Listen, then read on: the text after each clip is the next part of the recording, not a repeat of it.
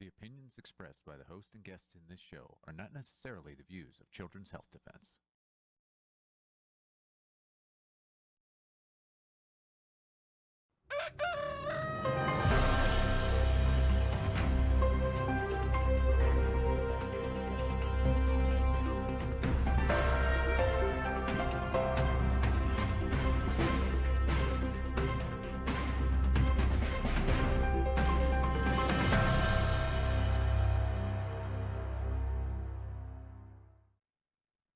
Good morning, America. Good morning, world. Good morning, CHD. Welcome once again. My name's Michael Kane. I am the founder of Teachers for Choice. Today, we are going to be talking about the Religious Liberty Commission that met just yesterday in its kickoff event held by the Department of Justice. And Children's Health Defense, Teachers for Choice, and many groups have signed on to a letter urging President Trump to sign an executive order dealing with the denial of religious liberty, explicitly in 4 states that are denied religious exemption to vaccination. Well, there are many groups that were in opposition to this letter, and they've made known what their opinions are. These are groups that are in the medical freedom movement, that are prominent groups. And so today we're going to get into this. We're going to discuss the specifics of this. I have Kim Mack Rosenberg, the general counsel of Children's Health Defense, along with Sujata Gibson, a constitutional attorney, to discuss exactly what their position is, why they support this executive order. We're going to be getting into that, but first, some news. Of all people, Senator Bernie Sanders is saying he wants to introduce a bill to ban big pharma ads across all media platforms. Shout out to Bernie Sanders on that one. Although I did not like how Bernie Sanders behaved about that onesie and all that other stuff during the confirmation hearings. Thank you very much, Senator Sanders. This is the correct thing to be doing. And we need more MAHA across the aisle. Also, this is now over. You can't comment on this, but I commented. Yesterday was the last day to do it. I submitted a public comment to HHS on the health technology ecosystem. What did I say? No digital ID, no forced biometric access, no forced wearable tech. HHS is requesting, well, they did, it's over now. They requested comment. I believe they received about 700 comments about this issue, the health technology ecosystem. And they explicitly ask, should we have digital ID? What would the benefits be? What would the negatives be? Should it be mandatory? They were asking these questions openly. So I told them, absolutely not. So we're going to be covering that. It's very important because as technology continues to expand, AI technologies, they can be used in some good fashions for sure, but we got to keep our eye on the prize always. We'll be reporting more on that soon. The Religious Liberty Commission kicked off under Pam Bondi in the DOJ. It was at the Museum of the Bible is where it took place. Hundreds of people attended this kickoff event. You see people waiting all around the corner for this. One of the groups that I'm a member of, Teachers for Choice, signed on to a letter with New York Workers for Choice. And in this letter, we sent over to the Religious Liberty Commission. New York Workers for Choice submits public comment to Religious Liberty Commission, asking for whatever help that they can give us with 2 major points that we talked about, that there was a stricken standard that New York City used against us that was deemed unconstitutional, and they kept using it against us anyway, as well as the complete denial of anyone's religious accommodation request who mentioned aborted fetal cells. It was just denied on its face. So we submitted that letter to the Religious Liberty Commission, where fired workers are looking for some form of help. But the letter we're going to talk about today came from numerous groups. Let's put that letter up, Lou. Religious Exemption Restoration Plan, sent in letter to the Trump administration. Children's Health Defense, ICANN, Autism Action Network, Teachers for Choice, Physicians for Informed Consent, on and on and on. Dozens of groups signed on to this letter requesting an executive order, executive action from President Trump to restore the religious exemption in the 4 states that have removed it: New York, Connecticut, California, and Maine. Now, this has set off varying opinions in our movement where there is a group of well-respected medical freedom groups who are in opposition to this. Mary Holland yesterday at Children's Health Defense and Mary Holland put out a tweet setting the groundwork like this: vaccination has become a de facto religion based on belief, required from the womb to the grave without gold standard science or true ethics. It is a cruel orthodoxy. Take the vaccine sacraments or risk excommunication, as we saw during COVID. But this continues every day for millions of children in America. Take the shots or lose your education. This is wrong. The tweet continues. Some in the health freedom movement prefer state power to address this catastrophe. They oppose the use of legitimate, lawful federal power, the power of the First Amendment, the Americans with Disabilities Act, the Religious Freedom Restoration Act, and other federal laws out of fear that federal power negates state power. They chant state rights, but the U.S. is a federation, and the U.S. Constitution and federal law exist and can be leveraged to protect the free exercise of religion in all states. In addition, after this, there's a little bit more to that tweet, but you can go to it. The link is in the show notes. Yeah, Lou, you could put that up. Autism Action Network, my dear friend and partner, John Gilmore, put out, USA, now is not the time to abandon federal action to protect health and religious freedom. So there basically gives you the ground. We laid the ground of what's going on right now. Let's bring on the experts. General Counsel for Children's Health Defense, Kim Mack-Rosenberg, and constitutional attorney, Sujata Gibson. Ladies, thank you so much for joining me today. Oh, thank you for having us, Michael. Glad to be here. Yeah, it's great to be here. Thank you. Always two of my favorite guests for sure. So Kim, I'm going to kick it to you first. Why don't you just tell a little bit about what is Children's Health Defense position in this situation right now? So I think that Mary's tweet actually really brings to the heart of this what CHD's position is.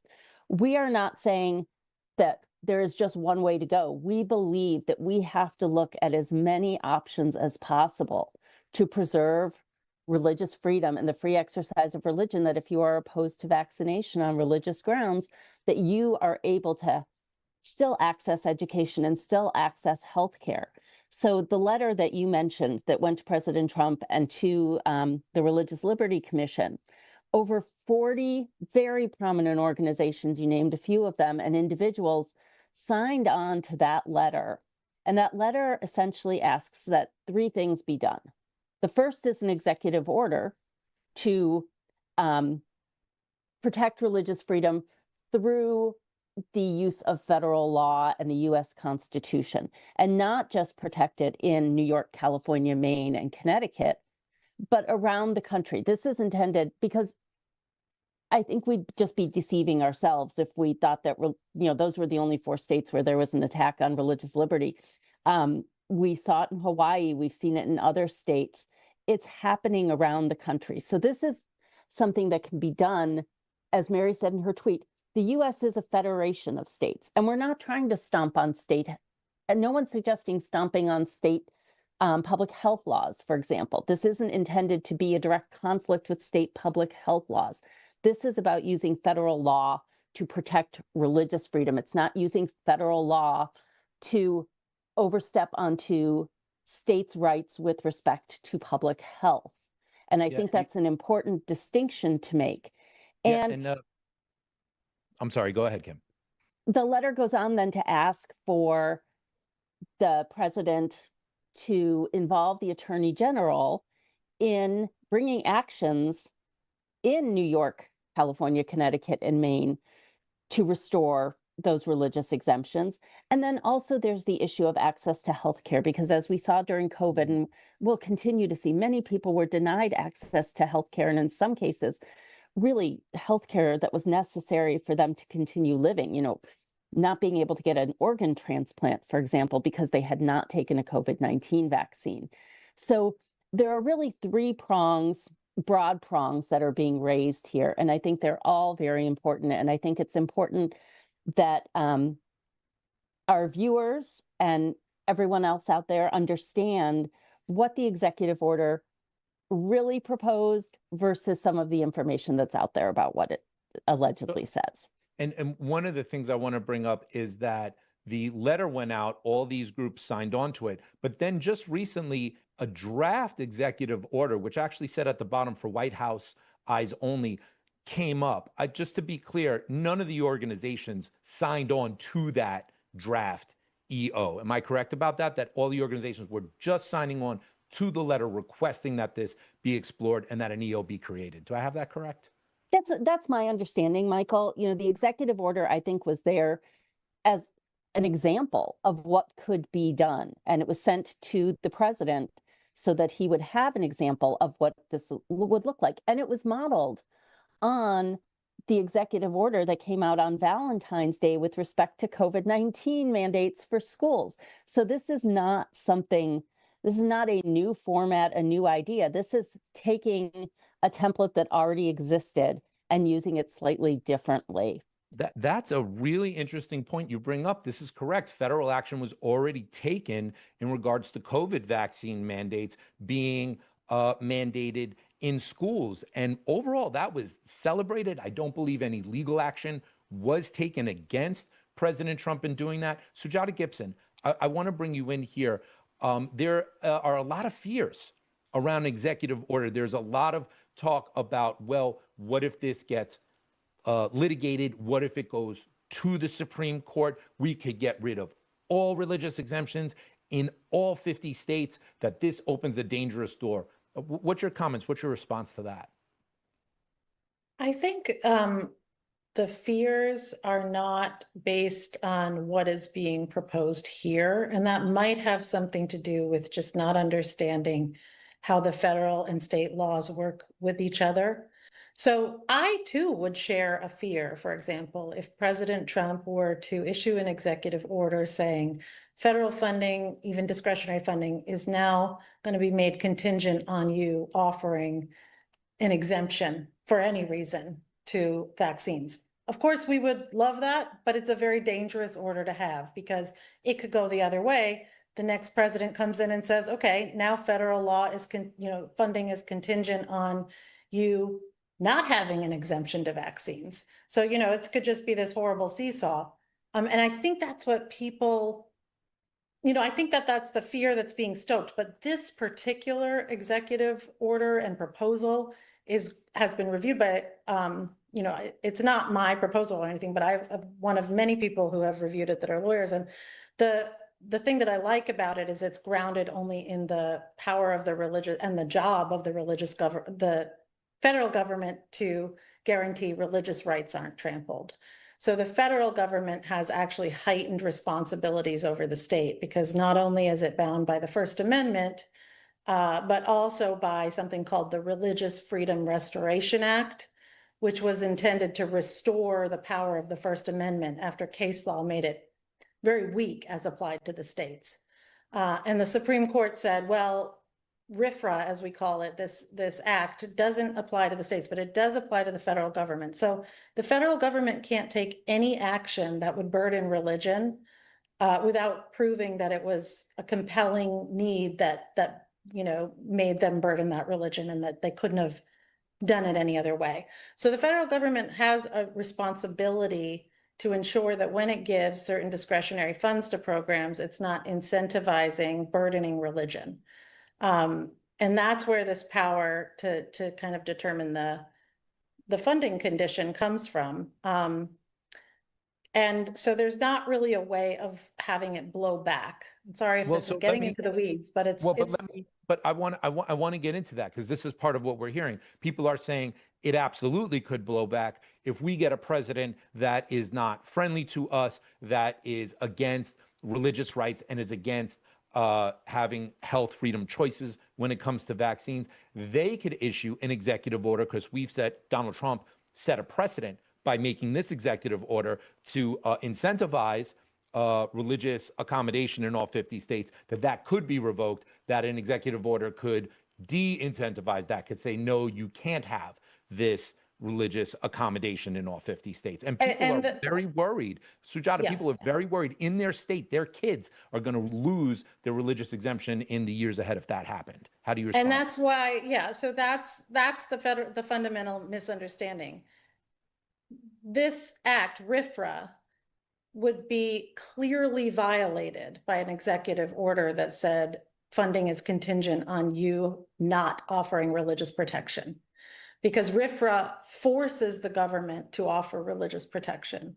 So it can't go that direction. It can only go the direction of saying, like probably they could get away with repealing the executive order and getting us back to where we are now, but they can't go the other direction and say, now we're going to condition funding on not having this. So that would be a very clear-cut violation that, is really beyond dispute. Yeah. No, I'm sorry. If you have more to say, please go right ahead.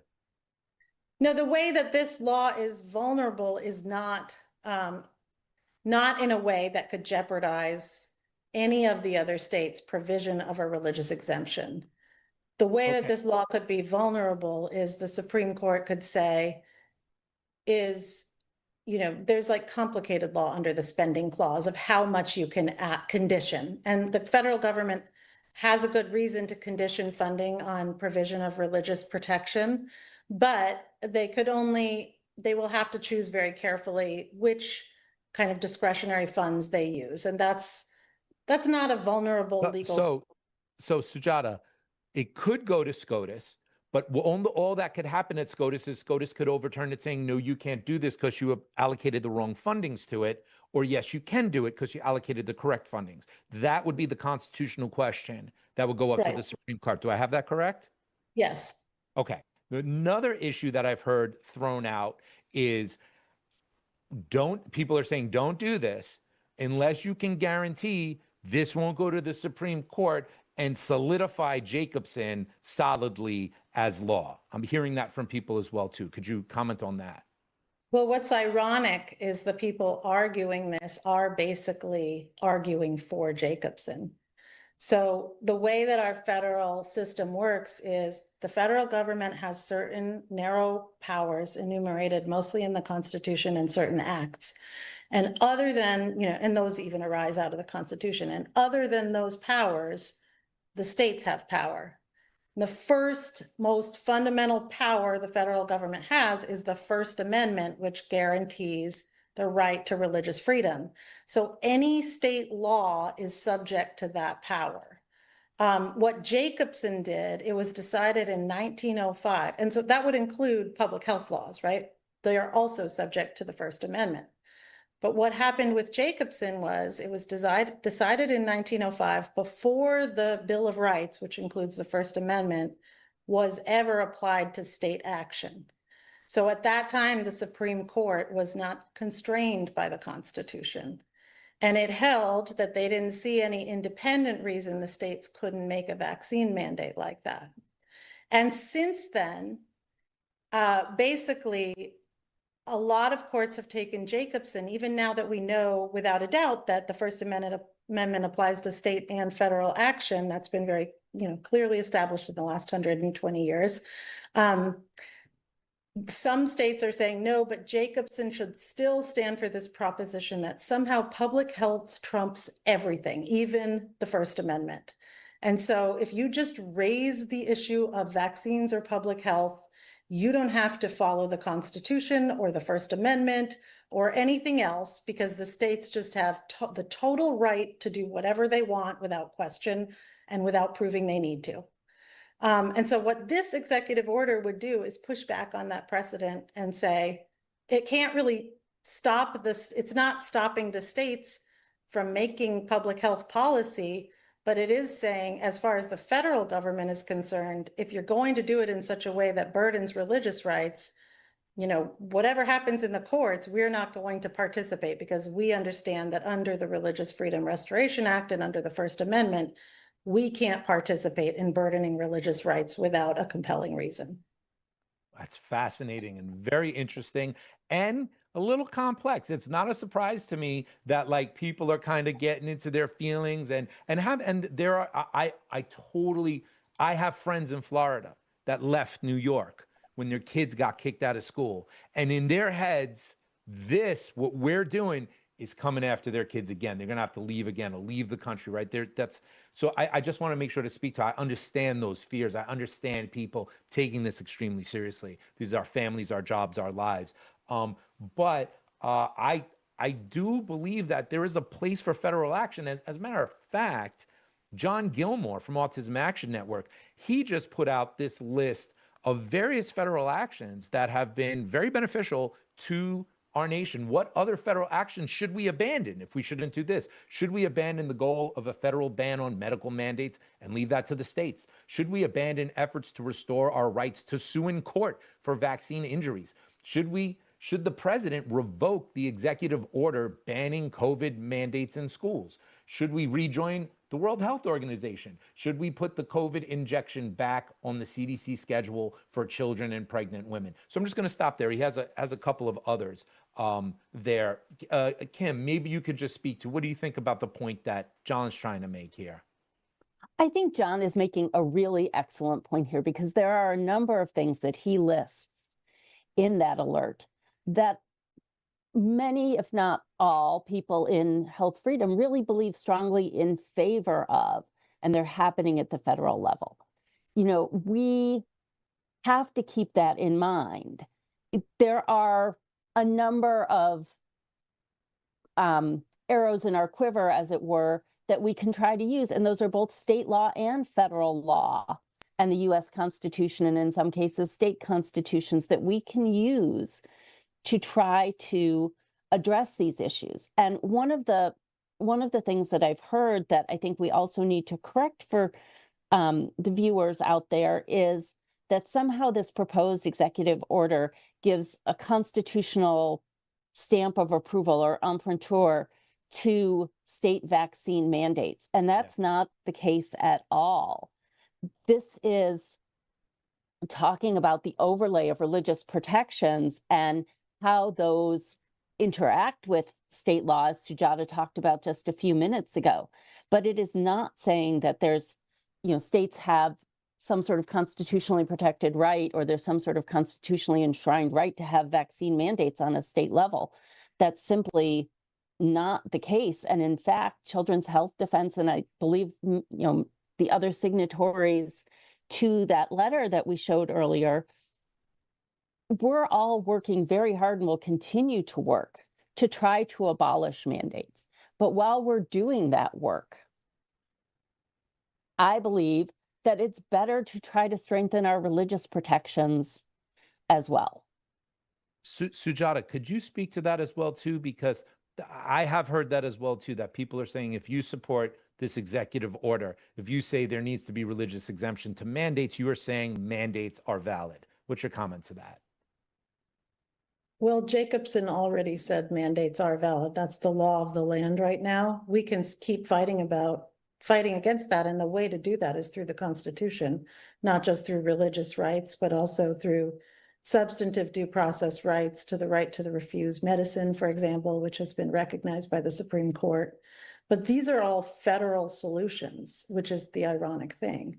If you leave it completely up to states, as Jacobson would have done, it says that should be done, with no safeguards from the Constitution, then yes, the states have a right to do that. So you really, and maybe individual states will pass laws or other measures, but that's vulnerable. We have a floor of constitutional rights, like religious protection and protection over, what we take into our own bodies, for a reason. And that is to say that there is this, core of rights that can't be trampled by the state that you live in. And not everybody can just pick up and move, It's great when people can, and I know how traumatizing it has been for so many who have had to. But not everybody can, and you never know what way your state is going to blow. One thing that really came up for me today is, I've been working on this issue a long time, and I remember when I began working on it with John Gilmore and others, it was the Democrats that supported medical freedom. That's right. And that wasn't that long ago. I mean, I'm talking about like 7 years ago. or less, maybe 7 or 8 years ago. That's who we went to, the Democrats, because the Republicans weren't listening to us. Now it's the Republicans that are, but you don't know how the wind is going to blow or what is going to happen and how your party or the party in charge of your state might flip-flop. And so I would just say that we shouldn't abandon federal protections. This is not one of those orders that puts us in any danger or is doing something groundbreaking and new. It's very well established that the federal government has the right to, enforce religious rights and to to work for that. So it's like Title VII or something, the government has the right to say you need to provide religious accommodation.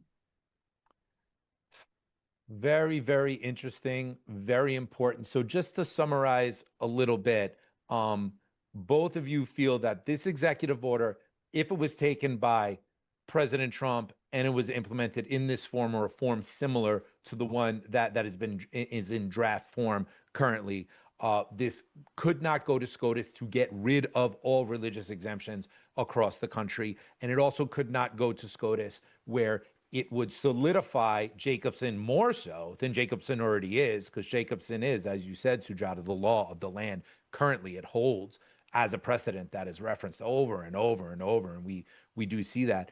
You don't see any path by which this goes to the Supreme Court and further solidifies Jacobson. The last thing I just want to end on here is an executive action is executive action. It is as thick as it is. We all know if a new executive comes in, an executive action can be removed very easily by Democrat or Republican. That definitely could happen because it is worth the weight of the individual who signed that. So this isn't an end-all strategy. I don't think anybody is saying we do this time, we've defeated mandates across the country. I think what we're saying is that we've achieved a step in this goal, which the goal isn't religious exemption to mandates. It is to end all mandates completely to the fullest extent that we possibly can. I just, before we close out, either of you want to speak to that would be great. Sure. Go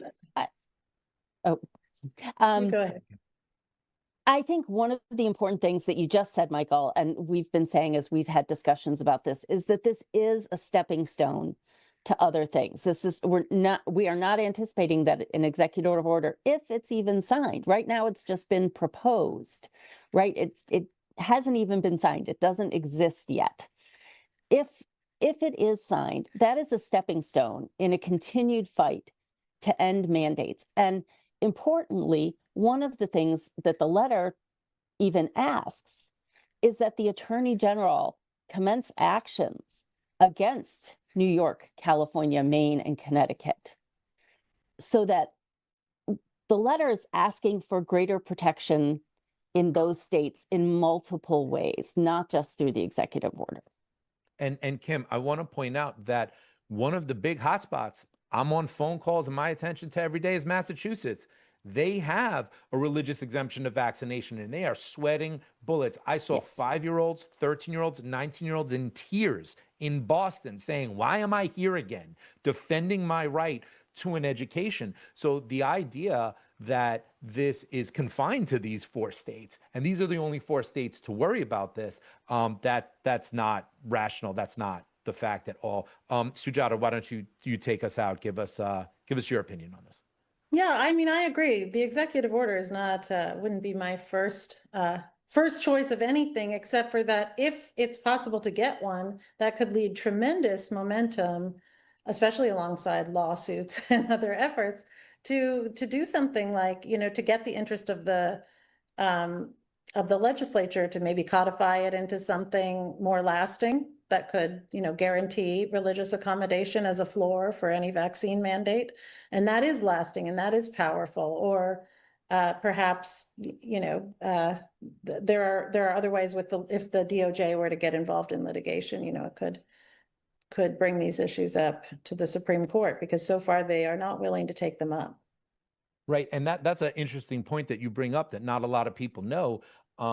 if the Department of Justice so decides a case is worthy, they can join the case. They can come in to one of the many lawsuits that Children's Health Defense and many other great groups in the medical freedom movement currently have. So there's more than one way to skin a cat. There's a lot of different things we got to do, and we shouldn't be limiting ourselves out of fear, in my opinion. Kim Mack Rosenberg, Sujata Gibson, thank you both so very much for coming on. This was very educational for our audience and for me as well. I'm sure I'm going to have you both back very soon. Thank you, Michael. Thank you, Thank Michael. you so much. Okay, so that was fantastic. And listen, in the comments or wherever we are, debate.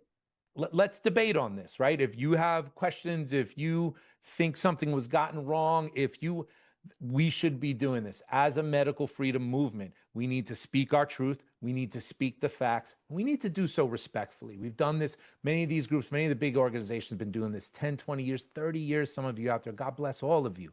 Even if we disagree now, God bless all of you.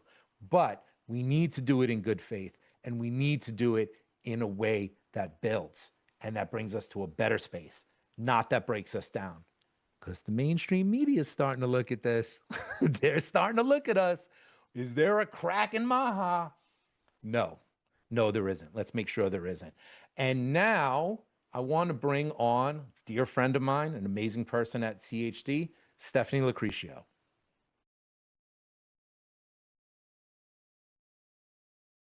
All of you.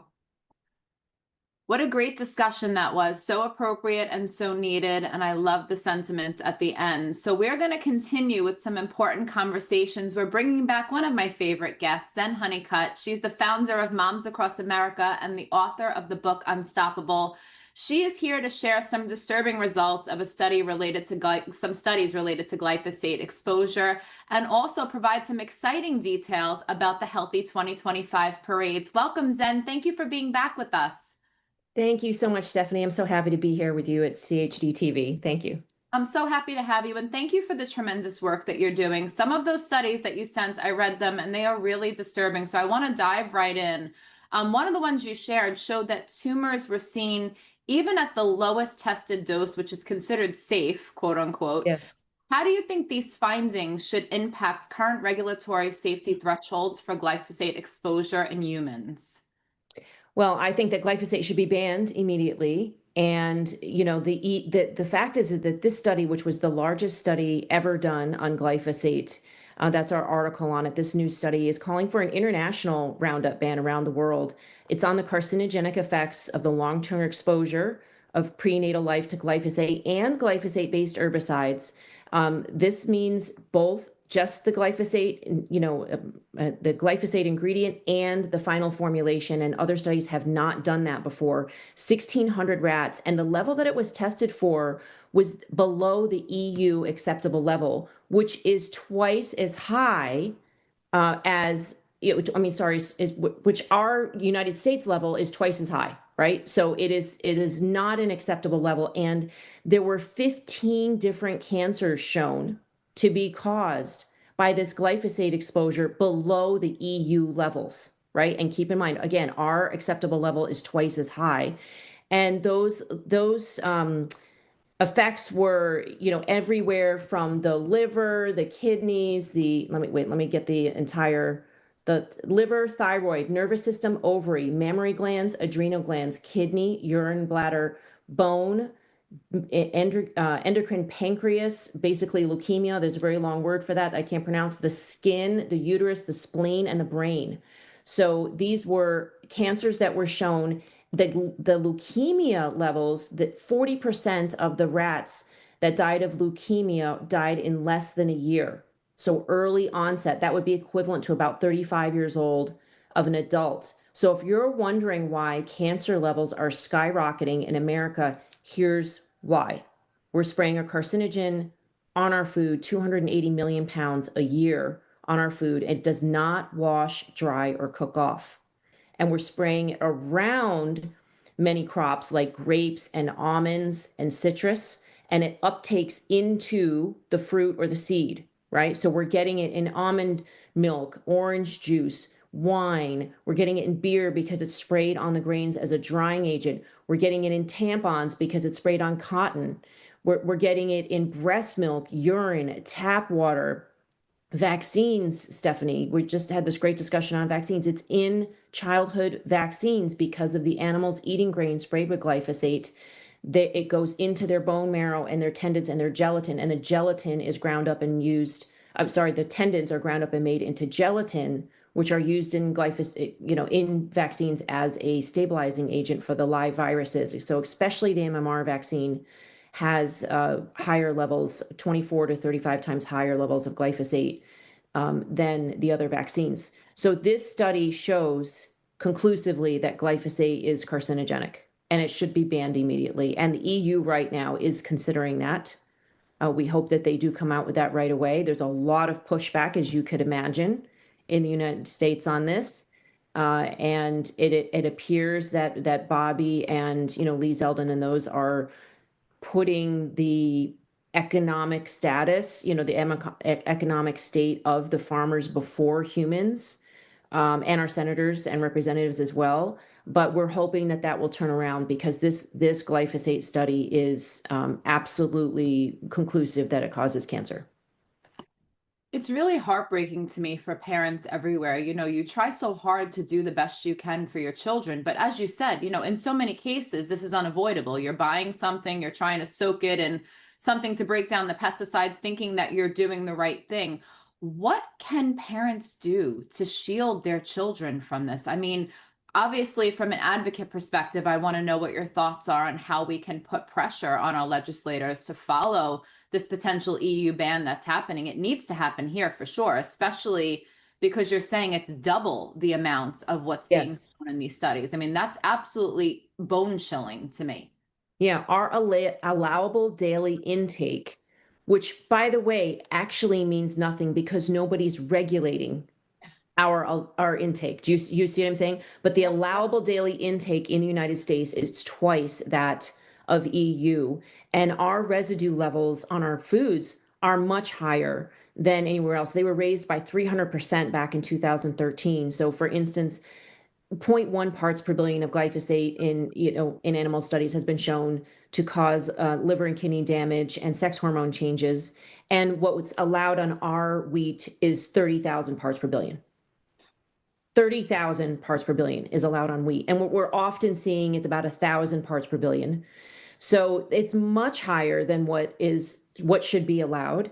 And it needs to be banned right away. So, of course, we've been recommending for 13 years now to eat organic. And we understand that is extremely difficult for a lot of families to do. But we would urge you to purchase your grains organic first, like your bread, your pasta, your pizza, your whatever type of wheat products that you purchase. We encourage those to be organic food. Organic. Glyphosate is not going to be on the fruits and vegetables like you're picturing right now, because it would kill them. It kills every living thing it touches, right? But it would be absorbed into crops where it's sprayed around it, as I mentioned before, like citrus and almond and grapes, right? Mostly on the fruits and vegetables, you're going to find other pesticides that are also harmful, and some of them can wash off, but glyphosate does not wash off, and it's going to be mostly on your grains, your peas, your beans, and legumes, because they're sprayed as a drying agent. And they're also sprayed directly on GMOs like corn and soy and canola. So those are the main crops that we suggest that and by the way, oats, garbanzo beans, wheat, buckwheat, those are the highest levels of glyphosate. So one question I have for you, you hear often that even sometimes the organic produce, organic products, because they're spraying so much, that there is cross-contamination and some of these chemicals are making their way into our organic produce and products. How concerned should we be about that? Well, cross-contamination, what we've seen from thousands of studies, is about 20% of organic food could be contaminated, but that's only the highly processed foods, really. Like the pea proteins and the soy proteins, right? Those are likely coming from sources that have been fraudulently labeled organic. But your fruits and vegetables and things like that are not likely to have glyphosate on them. I mean, if any, very low levels like 3 or, something like that, which is below, very low levels. So that is important. Now, people are saying that, well, if you just ban glyphosate, they're going to use other toxic chemicals. So we've got that covered. We're asking to ban all 85 pesticides that have already been banned in other countries. Just like we're getting rid of the 8 food dyes, synthetic food dyes that have been banned in other countries. Why shouldn't we do that here? Why should we be consuming pesticides that have been banned in China and Brazil and Europe? There's no reason whatsoever. And if we were to ban these pesticides, the farmers would still have over 1,000 pesticides left, Stephanie. There's no reason for that they cannot farm with 1,000 pesticides. I mean, enough is enough here. Let's have a common sense act that happens out of the EPA, and they just say, we're not going to allow pesticides on our crops that other countries have banned, which would be, by the way, in integrity with our trading partners. Why should our trading partners accept grains from us that they have that has residues of pesticides on it that they have already banned in their country? That goes against their own scientific sound judgment in Europe and China and Brazil and other countries, right? So we think it's a good faith, good neighborly move to take. To honor your trading partners is to ban the pesticides that have already been banned in other countries. Amen to that. How can we sign on to that petition? I want to make sure we share it widely. Yeah, so you go to momsacrossamerica.org, and under action, there's a petition page. We have several petitions on there, and that is one of them, ban the 85 pesticides. Wow. Thank you so much for this. I think that it's so important that people get educated on this and that we collectively take action. We do everything we can to protect our children, and the things that are lurking in the food that we're giving our kids every single day. I mean, it literally makes me so sad to think about. It is. It's so sad. Mm-hmm. It really is. We definitely need ways to take action, which is why I think it's so great that you're doing these Healthy 2025 parades. Tell me about the inspiration behind them, with all that you have on your plate, what made you decide to activate around this, how people can get involved, and just give us all the details. Yeah. Oh my goodness. We didn't think we were going to do this again this year, but Moms Across America has been joining into parades on and off for about 13 years now. And we started 13 years ago. This was one of the groups in Colorado, but we added Healthy El Dorado because the town called El Dorado in California was led by James Maskell, the author of Community Cure, who read or heard about a town called Frome, UK, where they decided to cure loneliness. We have a huge mental health crisis going on in America today. And they decided to get together. They had green lanyards with the QR code and invited people in their town to get connected with a group, like a men's church group, a women's knitting group, a gardening group, a hiking group. And within 1 year of having everybody in their town connected to a group, their healthcare costs dropped by 20 million pounds, which was an overall 15% of healthcare, which, by the way, is tipping point level, 15%. And their ER visits dropped by 45%. Could you imagine that suicide, homicides, heart attacks, those dropped by 45%. So we said we should do this. So he created a local event with about 1,000 people and got people connected and had workshops and TED Talk style, talks with natural practitioners like chiropractors, acupuncturists, and nutritionists. And I said, we should do that across the country.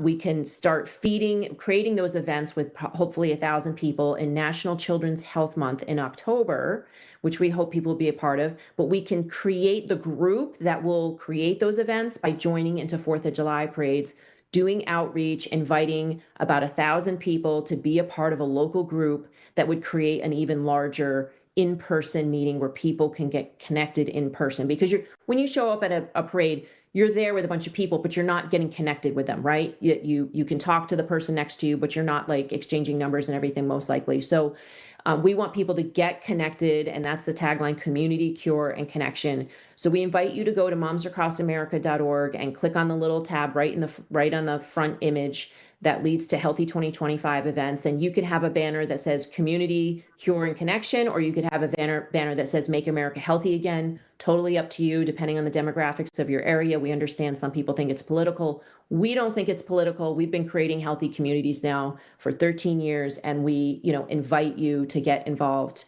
and join into a group. And the first 100 parades or events, 4th of July events, you could just pass out flyers at an event too. We'll get a free banner and free flyers. Thank you to the MAHA PAC. So it's Tony Lyons and the MAHA PAC group. So free for the first 100. So go to momsacrossamerica.org today and order that. Everything has to be ordered by the 22nd. So that's, we have less than a week. We prefer by the 19th, but by the 22nd is what will get you ground shipping.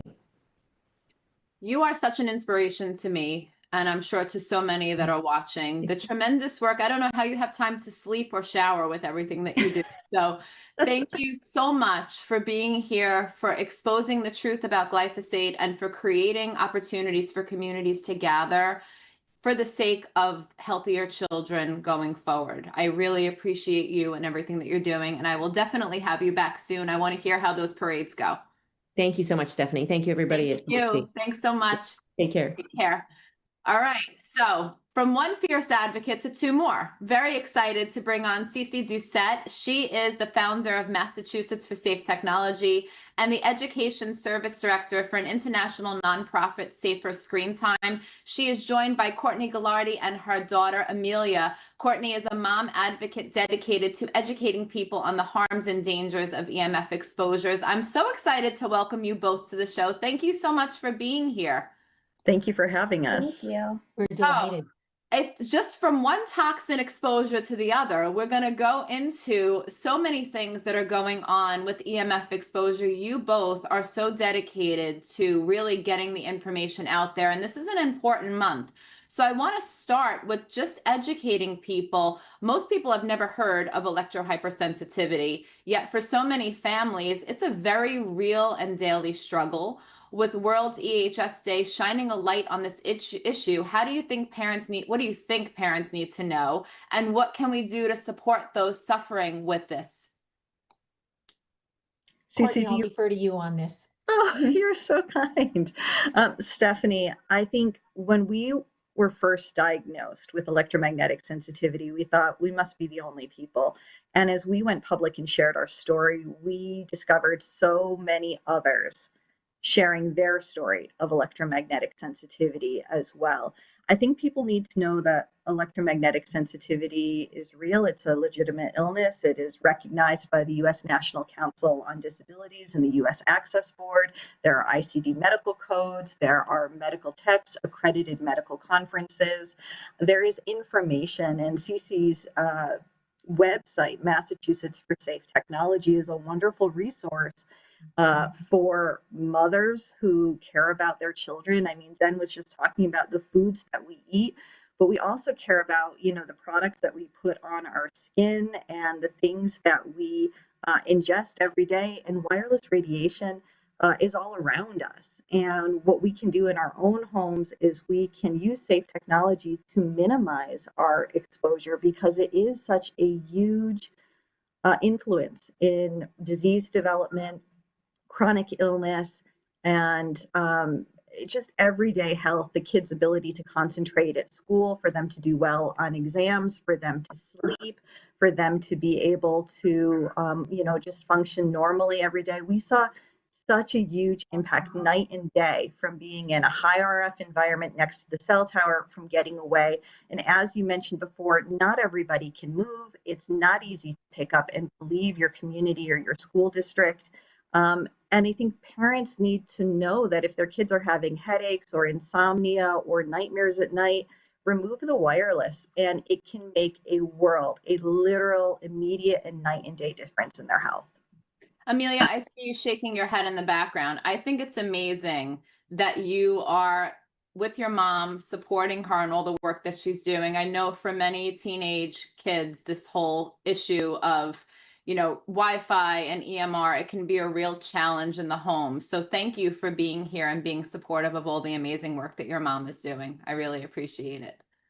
Well, thank you, because it's thanks to people like you and Cece and our city councilors and our legislators who are like making this issue visible and passing proclamations like our Mayor Marchetti just did, and passing our bills that are in the state house and in the legislature that are working so hard to get us home. So we thank all of you for that. Yeah, let's talk about that, because how did this Pittsfield EHS Day proclamation come about, and explain why it's such a big deal for families impacted by wireless radiation? Well, you can't mitigate what you don't measure. And if you don't even recognize the problem to begin with, you can never get the data to drive decisions that can make substantial policy change and protections. And so what I was shocked when I shared our story and people started sharing theirs, and people weren't interested in it because it was like new and foreign. People related to Amelia's story. She did this Amelia's no good, terrible, bad cell tower day, and it was translated into 6 different languages. It was shared around the world. And we thought, okay, if so many people are experiencing electromagnetic sensitivity in 2019, it was estimated 2 to 3% of the population are electrosensitive, with an additional 30% of people experiencing one or more symptoms in a wireless environment. We thought clearly there has to be a registry.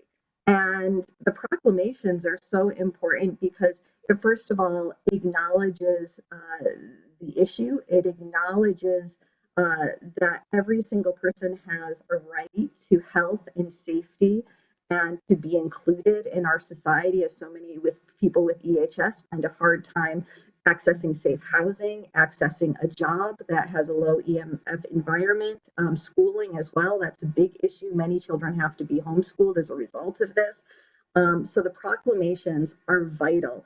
And we're really imploring our Governor, Maura Healey, to do as so many other governors have done, and to also issue a proclamation. So we will be showing up on her doorstep and letting her know that we are not invisible, but we are here. And the first step to solving any problem is recognizing, and that recognition is vital. So we do want to thank our mayor and our city councilors, and for all of the local government officials and state government officials for doing the deep dive into this. It is a complex and nuanced issue. And we really just want to make sure that they have the right information to make the decisions now, before a cell tower ends up on their steps. Amen to that, because we know once the cell tower ends up on your steps, it's really difficult to get it down. So I want to go over to you, Cece, because I know that you're doing a lot in Massachusetts and all over the country with trying to bring about meaningful legislation to help with making sure that these cell towers don't show up, and also educating parents and legislators on this invisible toxin and how it's really impacting children and adults everywhere. So talk to me about what's happening in Massachusetts in regards to EMF legislation and how we can help support. Thank you so much, Stephanie. Yes, we lead the nation with 6 bills that touch on this subject. We've got 1 to protect kids in schools. We've got 2 to prevent a forced utility smart meter on our homes. We've got Amelia's bill that would create a registry so we can track the number of cases. We have a civil rights bill that would increase exposure and strengthen disability rights in Massachusetts. And we have one that would form a commission like we did in New Hampshire. New Hampshire passed the first law to investigate wireless technology, and they came out with this groundbreaking report. So there's a lot happening. We don't hear about it in mainstream media. And one of the things that had me scratching my head when I first fell down the rabbit hole is, if I can go look at the science on this, how is it that nobody has our backs on this? And then in 2015, Harvard's Law School Center for Ethics came out with this groundbreaking report called Captured Agency: How the Federal Communications Commission is dominated by the industry it presumably regulates. And that was my aha moment, like, wow, there is nobody here to protect us from these man-made radio frequency microwave radiation emissions.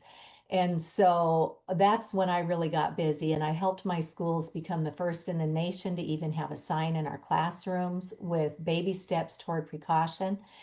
And something that happened just recently is the World Health Organization finally took a look at the science, and they issued this review paper that found high certainty that these cell phone radiation emissions and the cell towers and everything else in between is indeed causing cancer. So I was honored to be able to present that at the Massachusetts State House last week when some of our bills were up for public hearing.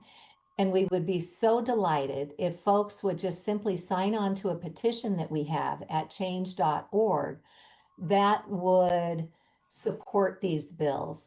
2 of them for smart meter opt-outs and 1 for this registry at the state levels to start tracking it. We already have the database. We just need to add electromagnetic radiation illnesses to the database so that once we have better data, we can make better decisions. And it's not just us here in Massachusetts. There are citizens and legislators working all over the country trying to get our attention spotlighted that we have really introduced a very toxic substance into our environment, but it's invisible, so people don't know, and they would never know to connect their symptoms to their wireless exposures. And as Courtney said, just turn it off, especially at night when your body needs to do cell repair and regeneration. So I do a free public education webinar every month, and this month's will be next week, Wednesday, from 6 to 8 p.m. On Eastern time.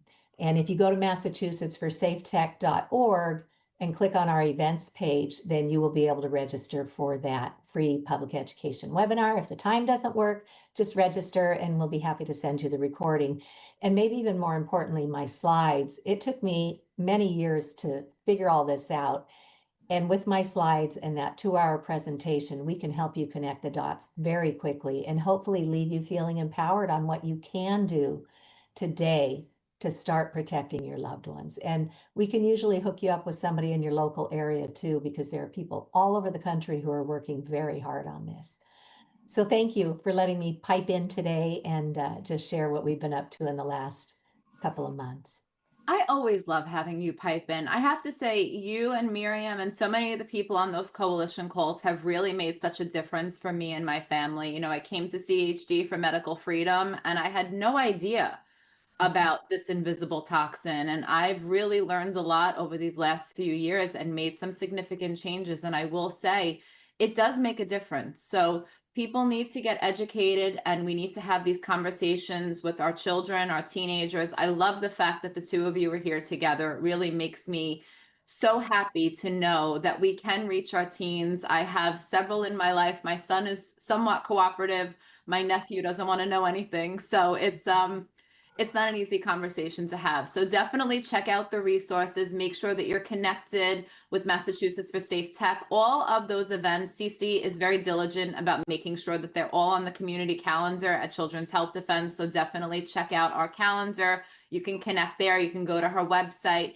Anything else, any closing remarks or comments that you want to make before we close out the segment? Cece, yes. So for the boys, one thing that may help them to pay serious attention to this is when you look at the infertility studies, and it shows that exposing male human sperm to a radiating device causes DNA damage, fewer sperm, and it starts killing them off in about 4 hours of exposure. So when the kids learn that this is messing with their family jewels, oftentimes that's when the boys will go, whoa, wait, you mean if I just keep it in airplane mode? When I put it in my pocket, I won't be radiating myself. So lots of great little hacks we teach every month at our free webinar. I love it. I love it. Thank you so much for all that you do. Thank you for bringing this issue to my attention and to the attention of so many others. And we will definitely have you back. We want to stay posted on what's happening with the legislation in Massachusetts. And we want to make sure that this World's EMRS Day grows and that so many more people understand, recognize, and honor the people that are dealing with this and really try to figure out, because truly, if you're not in your own house and you have this, it's impossible to function. I mean, those phones, those devices are everywhere, and most people don't recognize airplane mode as even a valuable option unless you're actually flying on an airplane. So I think that there's a lot of work to do, and I'm really excited to roll up my sleeves and dive in there with you all. Well, thank you, so Stephanie. much. We're delighted to be here with you, and we'll come back anytime. Sounds great. Thank you so much. Amelia, it was wonderful to meet you. Thank you for being here. Thank you. All right, so I just want to announce one thing for my Inside CHD segment. Many of you have probably received the email, but I want to make sure that all of our followers and supporters have the date saved. Our CHD National Conference is happening in Austin, Texas. November 7th is when registration will begin. We'll have a welcome reception. November 8th and 9th are our conference days. So mark your calendars and make sure that you're checking your emails for more information coming soon with all the details and the ability to register. We cannot wait to see you in person, to celebrate the progress and to chart the path for where we're going moving forward to really work to secure a healthier future for our children. So as we end another incredible show, I want to remind you that your energy matters, your courage is contagious, and your voice is making a huge difference. So keep going and make sure that you stay tuned, because we have our daily people study story coming to you right after I close. So thanks again for tuning in, and I'll see you soon.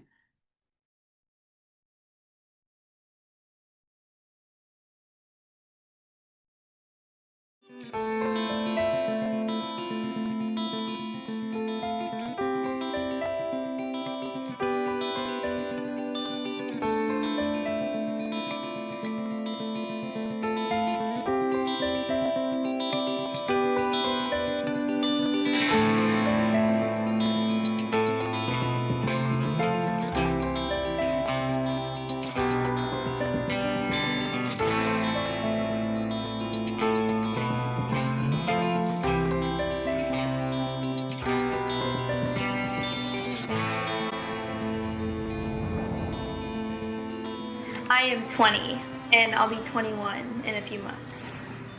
I was very active in school and I was always out running around, and I took extra classes at school and I'd be to school 7 a.m. Sometimes I wouldn't leave till like 4 or 5, and I did a lot of extracurriculars in school, always involved. You were editor of newspaper I was and yearbook. Yearbook, newspaper, leadership roles, all different things.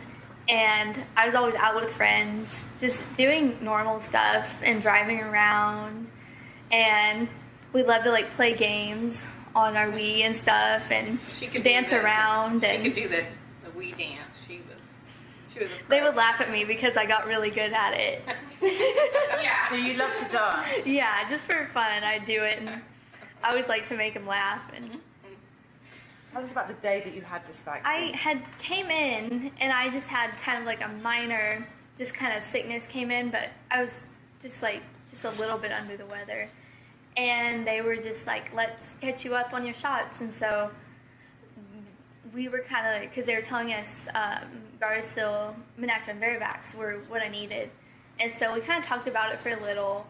And they were like, you still need it, even though if you're not active. They were like, you'll get married and your husband might have something. And they just gave me all these scenarios. So we finally kind of let them talk us into it, even though we were a little bit kind of like a little hesitant to do it. But we did it anyway, and I took all 3, Menacra, Varivax, and Gardasil.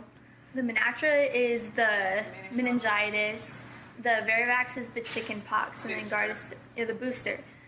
And Gardasil is the HPV vaccine. So before you go any further, so you went into the doctor because you were feeling a little unwell? Yes. And they said to you that you need these 3 vaccines? Yes. How they like really approached me is if I didn't get it that day, I was going to eventually have to get it. So I kind of had the feeling like I got to just, suck it up and just get them today. And she had went on a trip with the church. With the church. Is that what it was? Yeah, that was the church. And she had pulled some muscles carrying a luggage. And she just wasn't feeling well. And we had an emergency room visit, so it was kind of the 2-week checkup or something after the emergency room visit. They said she had costochondritis, that she had pulled So she'd pulled some muscles. Yeah. So but she went to the doctor because she'd pulled some muscles and so therefore wasn't feeling great. Yeah. And they advised her to have 3 vaccines. Mhm. Completely irrelevant to the condition that Yeah. she went in to say that she had. They gave all 3 once, and they gave the Gardasil, I believe, in my left thigh, and it was so painful that they were holding my legs out. I almost kicked the nurse because it hurt so bad. She screamed. And I screamed. She screamed. It was so awful. And then I'd kind of gotten, a few weeks after that, I think I'd gotten just little like illnesses kept popping up. A lot of soreness in my arm. strep. And I was very dizzy right after the shot. Yeah, they made her stay. I was very for dizzy like and 30 tired. minutes because she was very dizzy, and then she came home and she slept. So you had the 3 that day. Are you saying you had more after that? Yeah, I had all 3 Gardasil shots. Yeah. And at the second one, I actually had went in by myself and ended up, I had to take myself there after school. And I was so scared going in. I was almost in tears having to get it. And now I kind of know why. It was instinct saying, you need to get out of here. But I went ahead and got it anyway and got dizzy and a little bit sick afterwards. And I was just I brushed it off. I was like, it's just me, just kind of being weak. And so a few weeks later, I had gotten sick again. I think I was on Christmas Day, I woke up and I threw up every 30 minutes for an entire day. And she kept complaining with her neck hurting severely. And at school, she would be texting me that her heart was racing, and when she climbed the stairs at school, that she was like out of breath, that she didn't know what was going on. And then the summer came before her senior year, and it all just kind of fell apart during the summer before her senior year. She was walking kind of bow-legged and super slow, and I kept taking her to the pediatrician.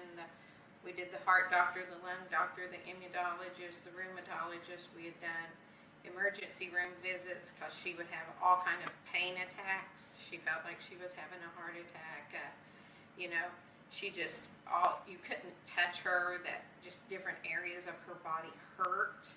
She never made 1 full week of school in the beginning of her senior year. Then by the end of October, she was in a wheelchair. And then we put her to homebound, where a teacher came like once a week to the house her senior year. And I really didn't even know if she could make that. I didn't know if she could. I thought she was going to have to drop out of school because she couldn't think to do the work. What took her, 5 or 10 minutes might take her 2 or 3 hours, or it might take her longer than that. Finally, after we had went to the children's hospital here, an immunologist and a rheumatologist seen us, and they were thinking, she's just making this all up. It's, and how you could have a child that perfectly normal, walking, then she's on a walker, and then she's in a wheelchair. That's not normal. And they tried to blame us that we were, that parents that push their children too hard because, she was telling them she was in newspaper and yearbook. And I'm like, no. So basically you pushed your daughter so hard that she became crippled in a wheelchair? That's their claim. Yeah, that's their claim. And so I finally did, because I was taking her to water therapy and physical therapy, and the therapist there just said, we can't do any more therapy. The more we do, the worse she gets. She said it's like she has MS, but she says we know she doesn't have MS. Were you saying throughout all of this that you felt that these vaccines had caused this? Yes, I had told them, and they was like, no, it's not Gardasil. So they didn't even want to investigate it. It was just a flat no. Right. The neurologist that was on duty came in, and she told me, there's absolutely nothing wrong with your daughter. And I says, then tell me why she cannot walk. She says, I don't know. We don't have a test for that. She says, you need to stop going to doctors. After I started getting sick and we really started pressing them, saying we need to figure out what's wrong, they pretty much told us, do not come back. And the nurse, she was like, we're not giving you any pain medication. I said, I'm not asking for pain medication. I'm asking the doctor to see my daughter. And she told me, you're not going to see the doctor. You're not coming back. It's like, I mean, she's got the worst end of it, but everybody's a victim. I mean, we have to see her go through this. And it could have been so prevented. She's even had one doctor told her, you're going to have to want to get better. It's like she just has to will it in her mind that she's going to get better and it's going to happen. We took her to the emergency room, and the nurse followed my husband out and said, I believe your daughter's doing this for attention. It took her days. Her arm lagged behind. She, like I said, her slurred speech. She couldn't lift her leg by herself. She had to actually lift her leg to do it. And you could, her mind. She kept on saying, my mind is shutting down. She says, my brain is shutting down. My daughter didn't have any neurological issues. My daughter didn't have seizures. You know, my daughter could drive.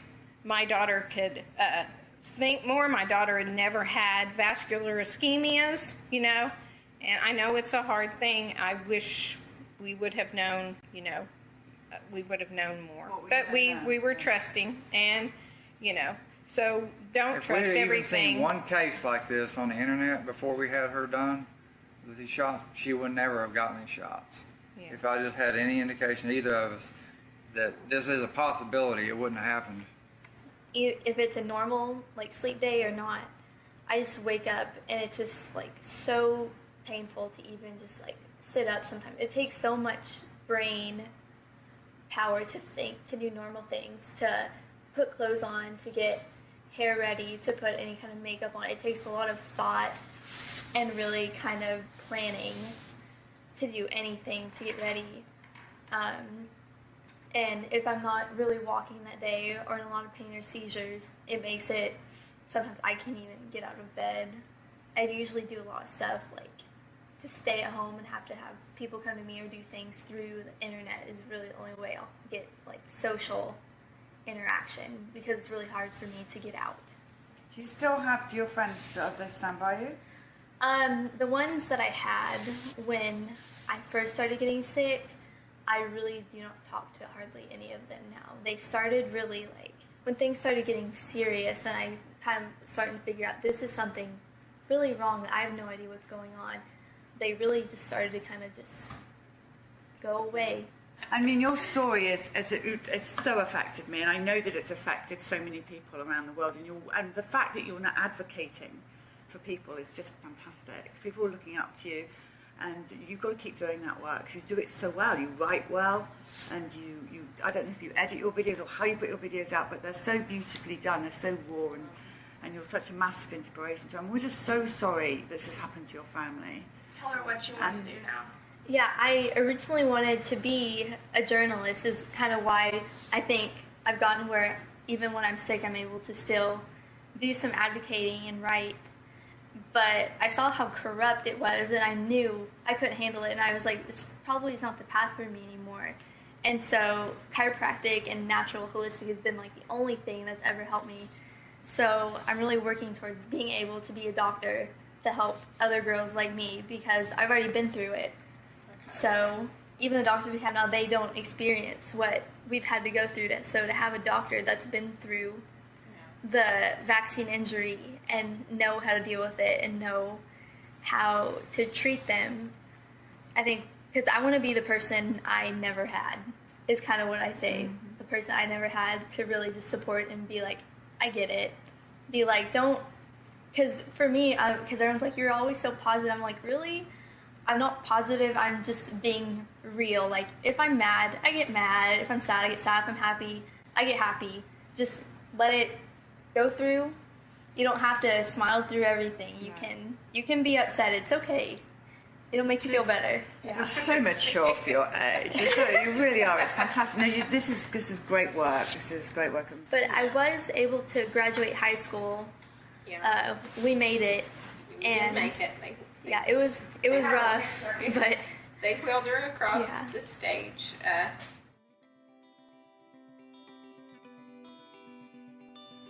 definitely think for yourself, and don't be shy to question something just because you're younger, because I'm learning now, even just at my age, I do know a lot more probably than most people do now, unfortunately from experience, but just really please don't.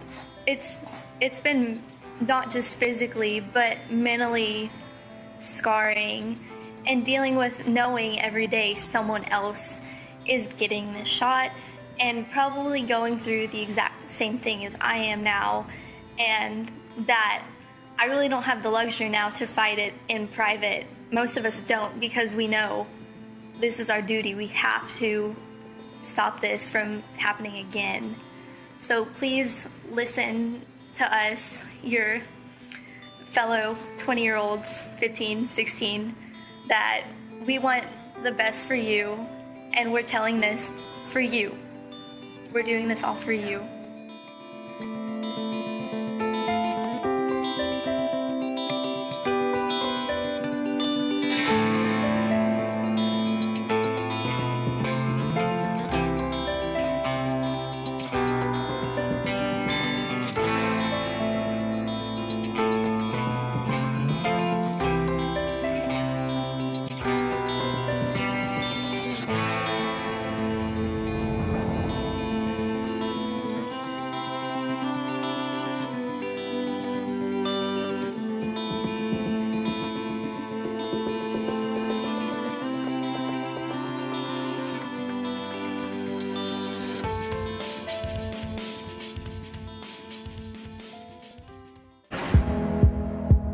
This and all CHD TV programming is made possible by generous support from viewers like you. Please consider making a contribution today to keep our programming going strong. Thank you.